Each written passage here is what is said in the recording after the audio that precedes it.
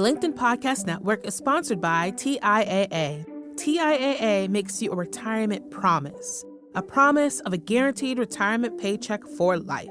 Learn more at TIAA.org/promises pay off. LinkedIn presents.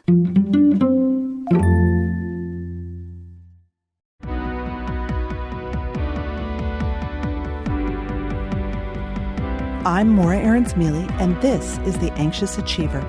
We look at stories from business leaders who've dealt with anxiety, depression, or other mental health challenges, how they fell down, how they pick themselves up, and how they hope work will change in the future.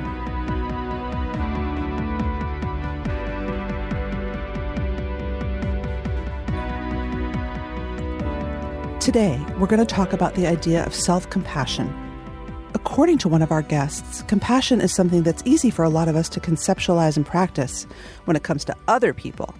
Not so much for ourselves, especially for those of us prone to ruminating, stewing, being self-critical, being anxious. In a moment, we'll talk to Dr. Kristin Neff, an associate professor of psychology at the University of Texas at Austin and an expert on self-compassion. But first, we'll hear from Mark Goldstein, someone who, up until recently, lacked any little bit of that self-compassion. He started his career where, unfortunately, a lot of us do. I felt a sense of pressure, not necessarily that, my family imposed upon me, but just growing up in Westchester County in New York, there were just certain expectations that you're going to be an accountant, a doctor, a lawyer. You're not going to branch off into something outside of one of those or related profession. My father and my brother are both doctors. I hate blood. That wasn't on the table. I did not want to go into accounting, so it kind of just left being a lawyer. Thankfully, I learned quickly that I love doing it. But it was really out of a sense of I need to choose a profession that my community would approve of. Today, Mark is a lawyer at the firm Reed Smith, where he focuses on labor and employment. And there are a lot of parts of his job that he loves. But he also didn't realize until recently that he struggles with depression and obsessive-compulsive disorder, OCD. Things you maybe don't usually equate with a high-powered law gig. And as someone who spent his life trying to achieve and who measured success in billable hours, it wasn't so easy to think about taking time off for mental health. Mark wrote a blog about his experience, and so I wanted to talk to him about his journey.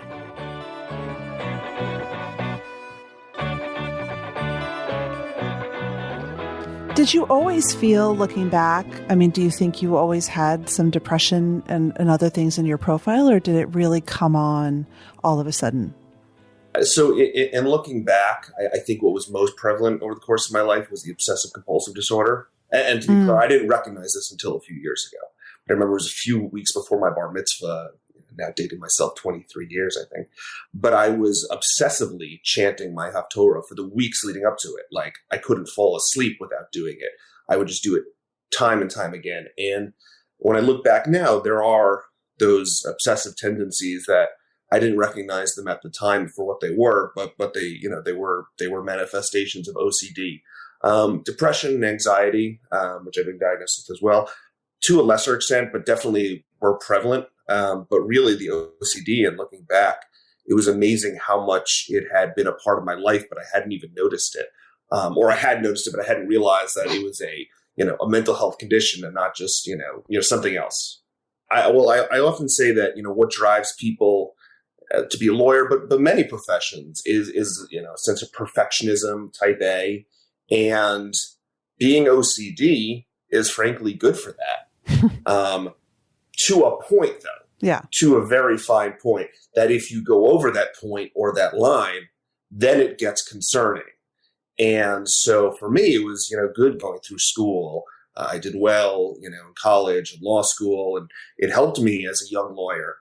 For me, and finally in 2017, I crossed that line of it helping me in terms of, being a competent and a good lawyer. It went to a dark place. I want to talk about that, but before we do, I think that there are, like being a lawyer, a lot of misconceptions around what being OCD is. I've said before on the show, we throw the term around, oh my God, you're so OCD, look at your kitchen. Like, what does it even mean? What does OCD mean for you? How does it show up? So it is, and I'll give you the example, how it manifested itself for me back in 2017. It is obsessive tendencies that I cannot stop. I cannot break a cycle of as much as I would like to. And I know I'm engaging in an obsessive tendency that I don't want to be, but I still can't stop. So for me, it was Labor Day weekend of 2017. And for whatever reason, I convinced myself that I had committed some instance of malpractice while at my firm. Now, this wasn't the result of an accusation or anything that anybody had said, and I know a lot of lawyers, sometimes feel this way, but I just felt like I must have committed malpractice. So with that, I decided that I needed to go through every email I'd ever received or sent, every document I'd ever drafted during my, then 4.5 years at my firm, looking for some instance of malpractice. And I would have literally spend the next 6-7 weeks obsessively checking, emails and documents on every single matter I had ever worked on. And, I'd wake up at 3 a.m. and tell my wife that I was going to get a glass of water downstairs. And instead, I lied to her, and I would go upstairs to my office on the 3rd floor and spend 3 hours checking the emails, looking again for some instance of malpractice. Or I would hear a song, and a lyric in the song would remind me of a particular case that I had worked on. And I would have to go to my emails. And it wasn't just while I was in the office or at home. It was anywhere. I mean, I can recall that Labor Day weekend, that Saturday, we were at dinner down at the Jersey Shore, and I went to the bathroom and spent 20 minutes checking emails. I could not stop checking my emails, could not stop checking documents. And I would lie to people about it. And I knew that it needed to stop, but I could not control myself. Whew. It strikes me that, this was spurred by a very deep-seated anxiety. Committing malpractice, I assume, would mean the end of your career and a lot of other scary stuff. Like, did anything set off that fear? Or why do you think it's centered around that? I think it was the culmination of a whole host of things. In part, I hadn't taken a vacation in 5 years, which is my own doing. Nobody was stopping me from taking a vacation by any means. I just never took one. It was a period where probably the depression and the anxiety combined with just being burnt out from not having taken time off all just exploded over this one weekend. I felt like two people, like one who was living the situation and one outside my body who was watching the situation.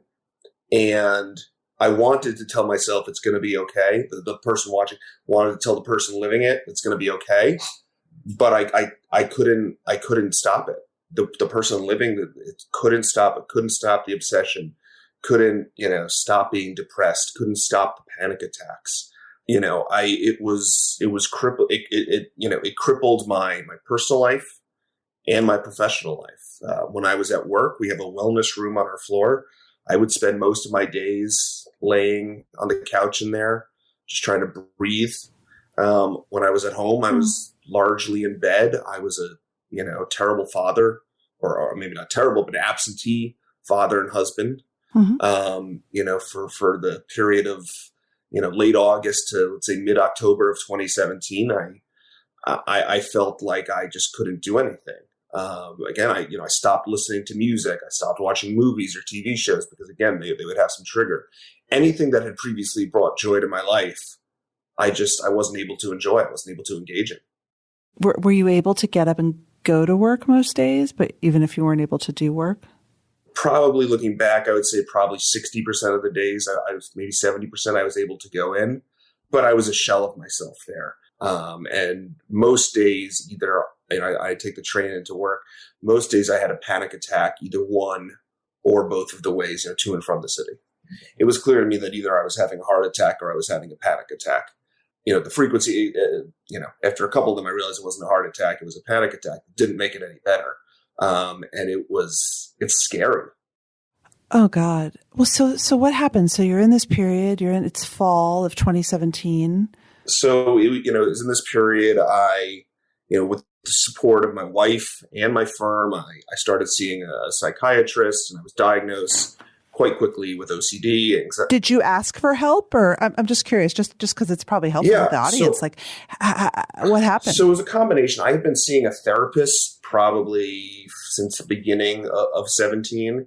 And I remember that Tuesday morning after Labor Day weekend, I went into him right away. We had a session, and, he said, you need to tell them that something's going on. So I went to the HR department at our firm, and they were amazing. And they said, whatever you need, we have employee assistance programs. It was through my therapist that I found a psychiatrist who was able to then diagnose me, within a few days with OCD, severe depression, and anxiety. And really over the course of what I would say is the next 6 weeks, I for lack of a better word, I would say I was a zombie. As I say, because I think it's important to note, I never had suicidal ideations. And obviously, so sadly, many people do in those circumstances, but I did not think I would live till 2018. And, it was just, I went through my days in a haze, in a fog.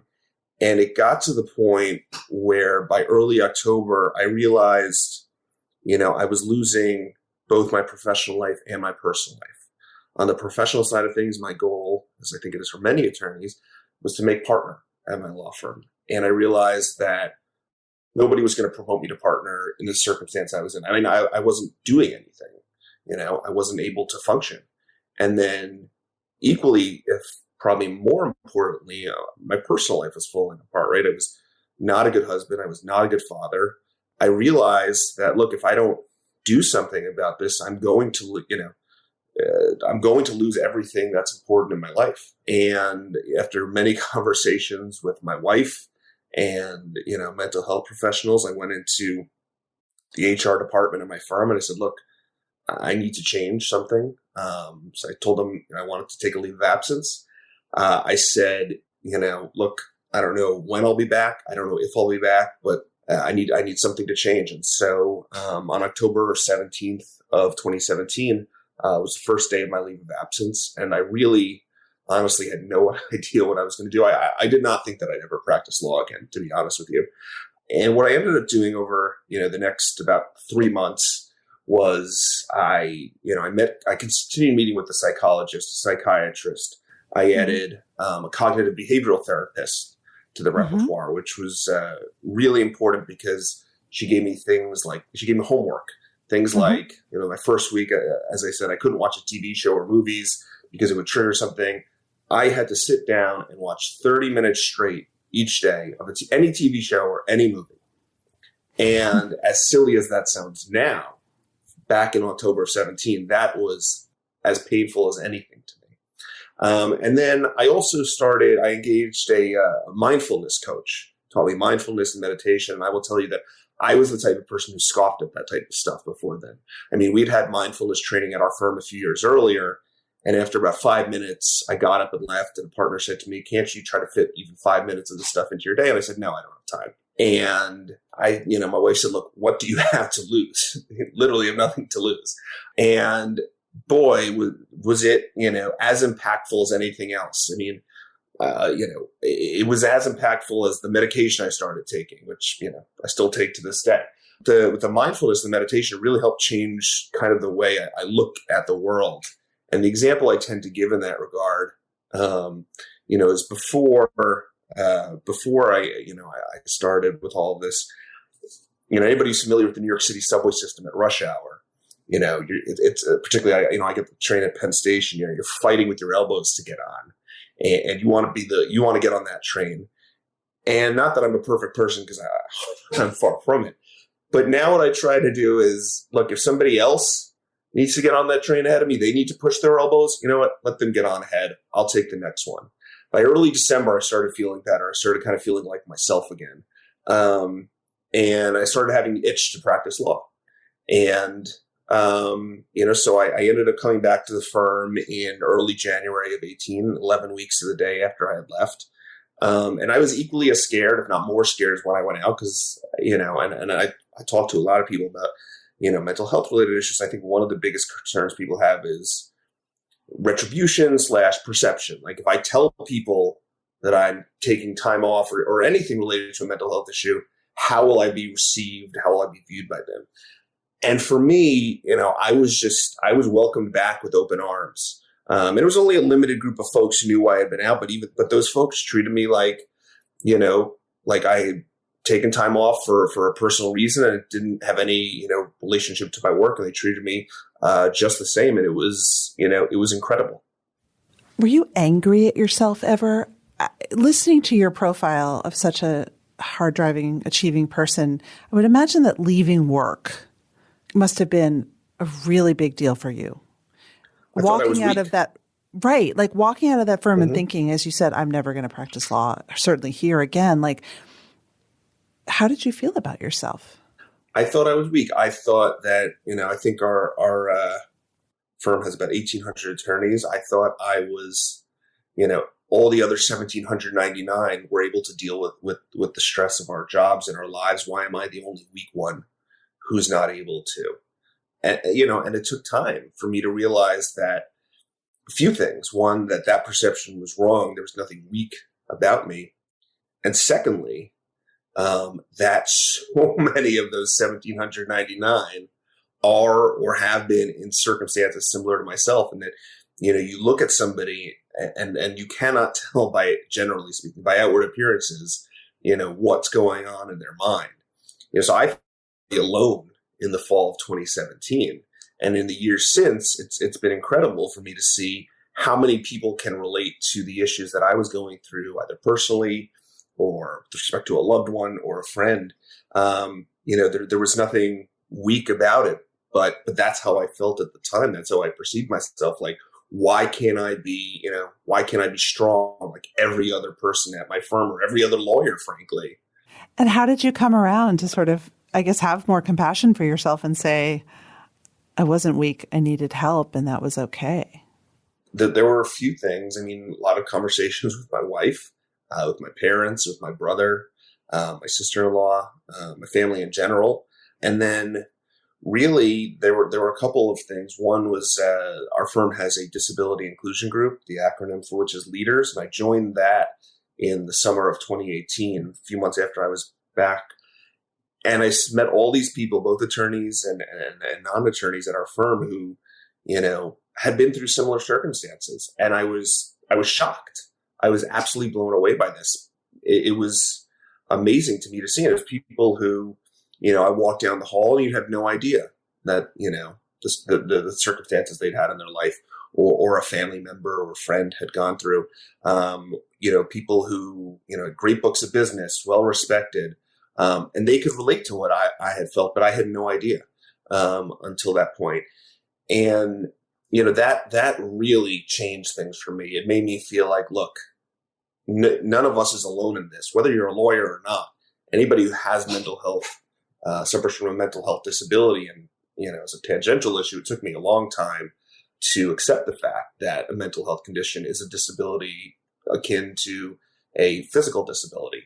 It took me a long time to realize that, hey, there are so many people who can relate to this, but very few of us are standing up and saying, hey, I'm suffering or I've suffered. You're not alone.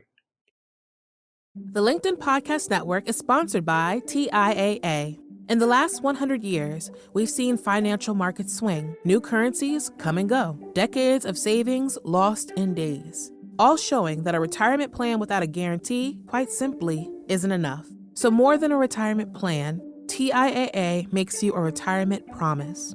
A promise of a guaranteed retirement paycheck for life. A promise that pays off. Learn more at TIAA.org/promisespayoff.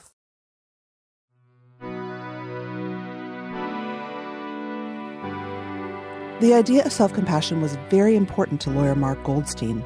It's also something I really believe in and struggle with. I wanted to dig a little bit deeper into this idea and speak to Dr. Kristin Neff. In addition to her role as an associate professor at UT, she's also the author of the books Self-Compassion, The Proven Power of Being Kind to Yourself, and Fierce Self-Compassion. Here's my conversation with Dr. Neff. So, Dr. Kristin Neff, you are famous for your work on self-compassion. I'm curious, why do you study self-compassion? What got you interested in it? And why do we all need to have it as a tool in our toolbox? Well, the reason I got interested in self-compassion is it was actually my last year of graduate school, and I was just a mess. I was stressed about finishing. I'd just gotten out of a divorce, and I'd actually heard that mindfulness meditation was good for stress. And so I went to a group that taught in the tradition of a teacher named Thich Nhat Hanh. He's a meditation teacher, but he talks a lot about self-compassion. And I started being compassionate to myself. Well before I even learned how to meditate, which is kind of more complex, I just started to be kind to myself. Like the teacher said, just turn compassion inward. So I said, hey, Kristin, so sorry you're stressed. You aren't the only one who's stressed. I'm here for you. I tried to feel like warmth and care. And I was just blown away by the immediate difference it made in my ability to cope with all the stress I was going through. And so when I got a job, I did get a job. Luckily, after I got a professorship, I decided I wanted to research it. And the reason I've really devoted my life to this topic is because it makes such a huge difference in people's ability to cope with difficulty, right? So compassion compassion means to suffer. So it's basically how we are with our suffering, how we relate to our suffering. Are we hard? Are we judgmental? Are we cold? Do we feel isolated? Or are we warm, supportive? Do we remember that, hey, this is part of life. This is a journey that we all have to take. And making that switch, and what we know from the research, as well as primarily the reason I care is because I know from my personal practice, it just makes such a big difference in our ability to cope with the difficulties of life. And do sometimes we have to fake caring for ourselves, even if we really don't feel we care for ourselves? Well, in some ways, fake it till you make it. I mean, right. So it may be hard at first, right? If that's been if your pattern your whole life is to be mean and self-critical, it does feel a little inauthentic at first. You want to make sure you aren't like using positive affirmations. Positive affirmations is like every day and every way I'm getting stronger and stronger. Well, maybe you aren't. It's more like the compassionate mess. I'm so sorry you're such a mess. Is there anything I can do to help? Right. So you want to be authentic about it. You don't want to deny the issues you're having, but it's really allowing yourself to kind of be moved by your own suffering the way you might be moved by the suffering of a friend, to really feel that caring, that desire to help. Really, compassion is a motivation to help in some way. And feeling connected. This isn't like self-pity. It's not like, woe is me. It's just saying, hey, the human experience is one of imperfection. We all struggle. No one's perfect. There's nothing wrong with me for feeling this way. This is part of what it means to be human. I'm not alone. And then mindfulness is a really important part of self-compassion, because if we ignore our pain, or conversely, if we get lost in it, if we ruminate on it, or we get stuck in it, then we actually can't help ourselves. So we need some balanced distance. We need to be aware of our pain, but in a way that has some perspective and space around it. And then when we do that, we can be most helpful to ourselves. That's great. Why are we as humans so self-critical? Some of us. Why did evolution make us self-critical? Yeah, well, I think there are both physiological and cultural reasons. So in terms of why evolution made us this way, you probably know this, that we evolved to have anxious, negative brains, right? That are very threat focused, so that we could survive, predators trying to run after us. Now we didn't just evolve to be threat focused. We also evolved to be care focused toward others. So basically there's two main nervous systems in our body, right? So one is the fight, flight, or freeze response, right? Which happens when we feel threatened. And of course, what happens with self-criticism is when we fail or make a mistake or things are really difficult, we feel threatened. So we go into fight, flight, or freeze response. Fight, flight, or freeze response.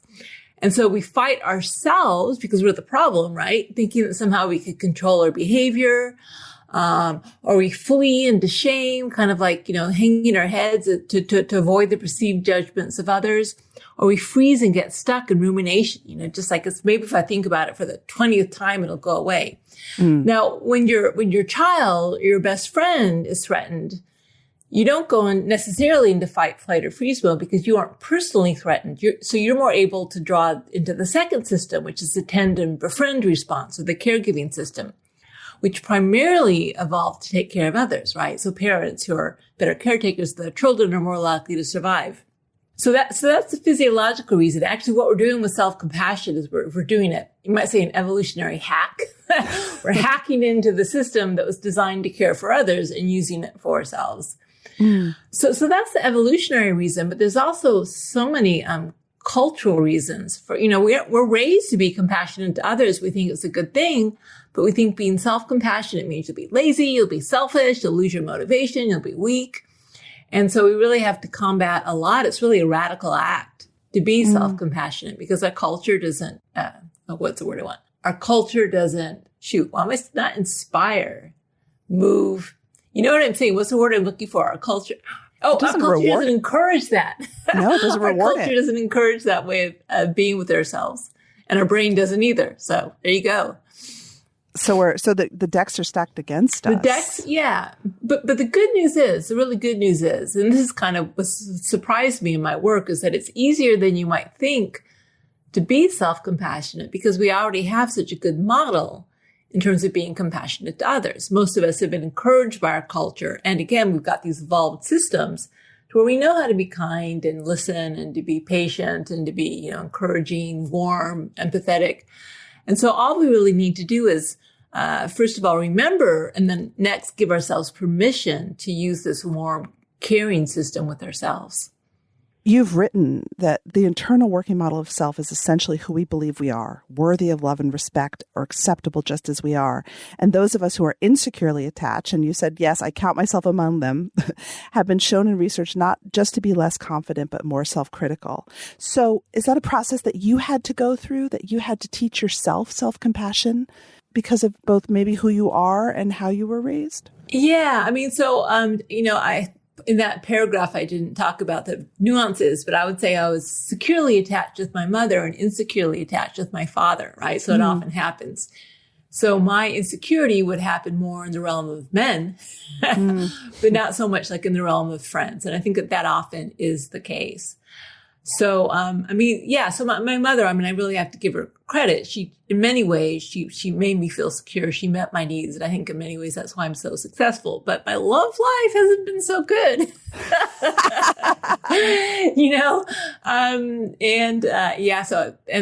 Since I've written that book, I got also a divorce from Rupert, who, if you're reading my first book, he was my husband. And that kind of all went to hell in a handbasket as well. So yeah, it's something I've had to really work toward. I mean, that feeling of being rejected, which started very, very young, it's still there. It gets triggered fairly easily. But what I know now, even though the feeling still comes up, right? What I know now is when that feeling comes up, I just really need to turn to self-compassion. I really need to turn toward myself and make sure that my feelings of love, of connection, of worthiness are not dependent on any external source, but are really found within. And it makes a huge difference. Could you talk us through maybe an internal exercise that you might do when you're in a situation and you feel the heat rising and you want to consider whether to turn on the fierce self-compassion or the mama kind? Yeah, well, you might say the fierceness is already arising, right? Because we don't really control that. So anger it's just a very natural response, a self-protective response.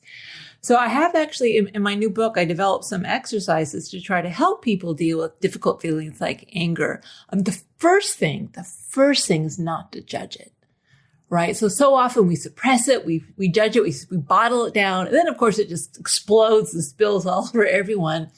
So to actually feel it as an energy in your body and thank it. I mean, literally, it sounds crazy, but thank you. Thank you, anger, for trying to protect me, right? And just let the feelings of the energy flow in your body and, not suppress them, not harm them, not judge them, not do anything other than feel them at first. And then see if you can harness it for good. So there's three components of self-compassion, which I've identified, which are mindfulness, a sense of common humanity, and kindness. And when you're angry, when you're protecting yourself, these components manifest as brave, empowered clarity, right? So the anger is when it's in the service of kindness, in other words, when it's in the service of protection, it makes you very brave. It allows you to speak up, to stand up for yourself. The common humanity actually helps you feel empowered when you realize it's not like just you all separate. It's only you. When you realize like hey, when I stand up for myself, I'm standing up for all women, or maybe all people who are being treated unfairly, or this comes from it's a basic human right to be treated a certain way, right? I'm not alone. It's part of being human.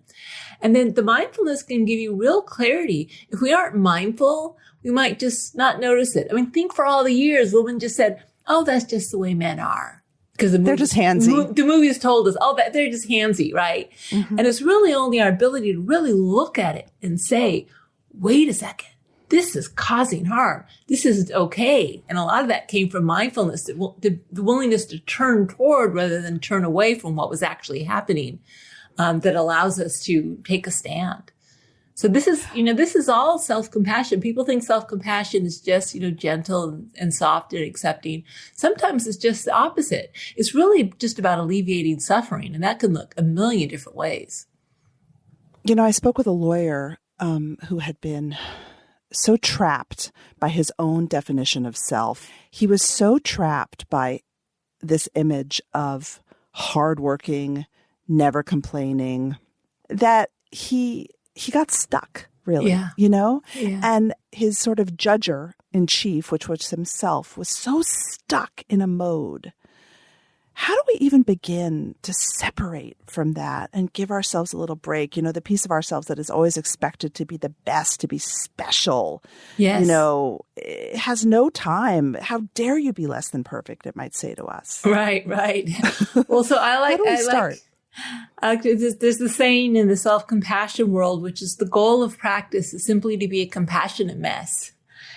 Right? So you actually change your goal. Instead of being perfect, or instead of always getting it right, your goal is simply to be warm, compassionate, and supportive, regardless of what happens, whether you get it wrong or right.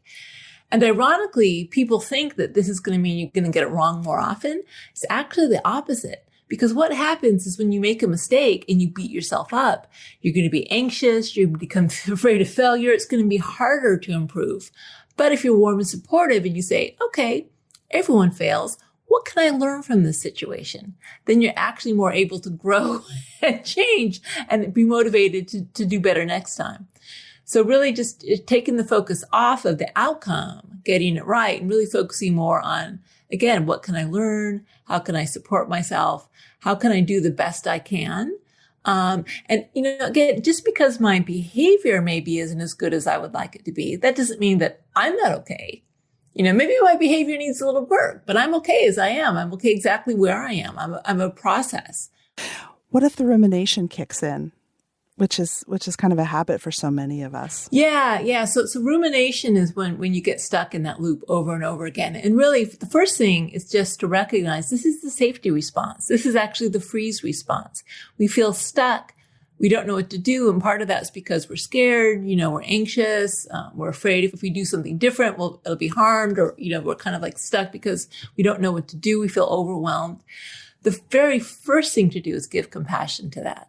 It's hard. So there's three components to compassion: mindfulness, common humanity, and kindness. So you can first of all just be aware. Wow, it's really difficult to feel stuck. It's hard to feel this. This is painful. You feel overwhelmed, or it's so difficult. Common humanity. It's not just me who does this. This is part of being human. This is part of the way the brain evolved. I'm certainly not the only one. Oftentimes we kind of fall into the trap of thinking it's just us. As if everyone else is perfect and it's just me who's ruminating or anxious or whatever my issue is. So just remembering this is part of the human experience. There's nothing wrong with you for feeling this way. This just happens. And then kindness. You might think, what would I say to a friend who said, hey, Mara, I just feel so stuck right now. You probably wouldn't say, you stupid idiot. Hopefully you wouldn't say that, right? But we say that to ourselves thinking somehow that's going to help. Let's talk about naming and labeling for a second, actually, because I think a lot of us, we use our labels both as something that feels very familiar and we may accept it, but sometimes we use that, we use the crazy word. We sort of diminish ourselves internally and become such a strong critic. I'm curious if how you feel about how the labels we use both for ourselves and that other people use for us, and how you could begin to start talking to yourself differently. So some labels I think are helpful and some aren't, right? So my son has an anxiety disorder. He also has obsessive compulsive disorder. And getting him diagnosed actually really helped. Helped us get him on the right medication, get him the right type of therapy, right? So recognizing that, most of us have some sort of disorder, right? Again, that's the way most brains are created. So recognizing that maybe, some brains are designed to be more anxious than others. It's not your fault. You didn't choose to have that brain, or maybe the particular upbringing that led you to have more anxiety than others. And so you don't need to blame yourself. At the same time, you want to be able to help yourself be as happy and, productive as possible, given the way your particular brain works. So, again, you can acknowledge what's happening, but just because your brain has a tendency to produce too much cortisol, maybe, what's too much? If you're running from a lion, maybe it wouldn't be too much, right? So really working with what biology has given us and what culture has given us and trying to make the best of it. Well, how do we do that? Do we do that with blame? Like, I shouldn't be this way. There's something wrong with me for being this way.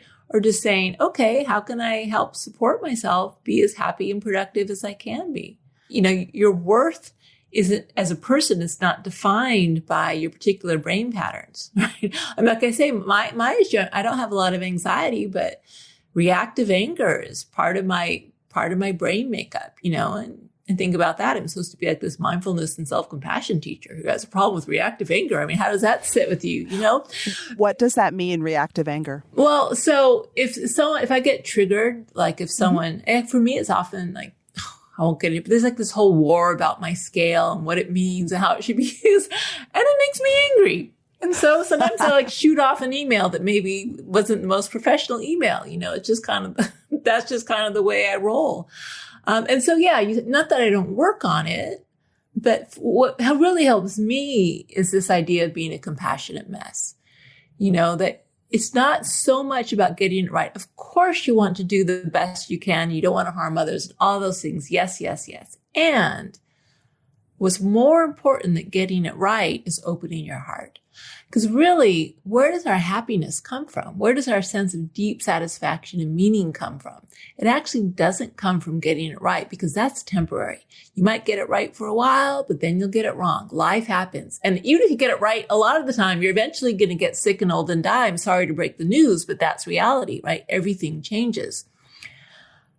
But the quality of our heart being open, feeling love, feeling connected, feeling, this sense of oneness, this sense of beauty, which comes from having an open heart.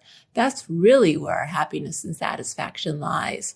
So if we shift our focus away from just getting it right to really primarily opening our heart, as we try to get it right as best we can, it makes a huge difference. Huge difference. I can tell you personally, that's been my experience. I hope you take away a little bit of self-compassion practice for yourselves today. And to close, one last word from lawyer Mark Goldstein. I try to turn whatever it is that, OCD or depression, into something that makes me unique, something that makes me different. I have something different to offer to the world. That is how I try to turn it, to the extent feasible, into a positive. And that's, for instance, why I started talking, almost 3 years ago and writing about these issues, was because I am different, although, as I've seen, I also have a lot in common with many, many other people. But instead of being mad at myself for being this way, I've tried to turn it into something to say, a lot of us are in this position. So you need to cut yourself some slack, because, would you be mad at yourself if you were epileptic and had a seizure? I would hope not. You shouldn't be mad at yourself if you are depressed and, think your brain isn't working as you would like. It's understandable why you would feel that way. And I've certainly felt that way on many occasions. But, treating yourself with compassion is just so important. And that's why, I've tried to flip the script and, I don't always succeed, but try to put a positive spin and try to help myself and help others, through taking what can sometimes be a personal frustration, and if I can, turn it into a positive. That's it for today's show. Throughout the season, I want to hear from you. On an upcoming episode, we're going to look at what it's like to negotiate when you have anxiety. I'd love to hear your stories of negotiations, or give me your questions about mental health and negotiation with a voice memo or a video, and send it to anxiousachievermail@gmail.com. That's anxiousachievermail, all one word, @gmail.com. We'd love to feature stories on the show. Our show is produced and edited by Mary Dew. Our assistant producer and sound engineer is Nick Krinko. Many thanks to the LinkedIn Presents family and to all our guests for sharing their stories. If you love the show, tell your friends, follow us, and leave a review. You can also tweet me at MauraAM or find me on LinkedIn, where you can follow, message, and subscribe to my LinkedIn newsletter for more from the Anxious Achiever world. If you message me on LinkedIn, I'll always get back to you. Thanks for listening.